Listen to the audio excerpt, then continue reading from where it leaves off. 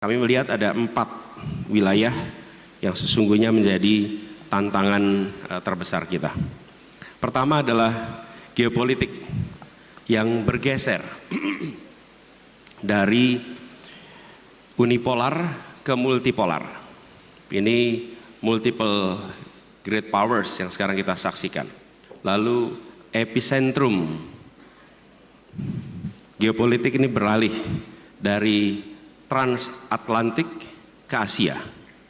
Dan dulu kita bicara tentang Amerika Soviet, sekarang kita berbicara tentang Amerika China. Dan kita menyaksikan juga ancaman-ancaman yang sudah tidak lagi homogen, tapi ancaman yang bisa disebut campuran antara militer dan non-militer. Kita mengistilahnya hibrid. Kemudian ini grey jenis-jenis ancamannya. Tidak perang tapi juga tidak damai.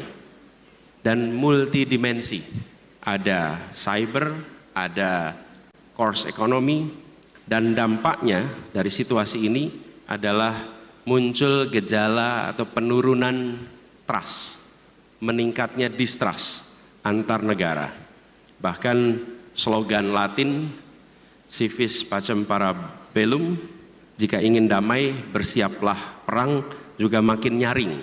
Ini menandai bahwa arms race itu muncul. Kita tidak membayangkan, saya waktu itu ke Inggris triple IS diskusi, tidak membayangkan di awal tahun 2022 percakapan tentang peningkatan anggaran pertahanan itu muncul di banyak negara. Kita sedang memikirkan peningkatan anggaran lingkungan hidup, kesejahteraan, toto sekarang munculnya peningkatan anggaran pertahanan. Itu 3 tahun yang lalu tidak terbayang gitu. Sekarang muncul sangat kuat. Lalu yang kedua adalah aspek ekonomi. Ini saya aspek ekonomi. Aspek ekonomi kita menyaksikan pergerakan arus modal dari negara berkembang ke negara maju karena perubahan suku bunga dari The Fed. Dan kita menyaksikan disrupsi produksi terkait dengan teknologi yang berdampak kepada geopolitik. Kita memiliki misalnya ketergantungan gandum pada Ukraine hampir 30%, pupuk pada Rusia 15%, dan ketika mereka berdua terlibat di dalam konflik, dampaknya terasa. Lalu rivalitas antara Barat dengan Cina yang berdampak kepada bagaimana kita mulai transisi energi bersih.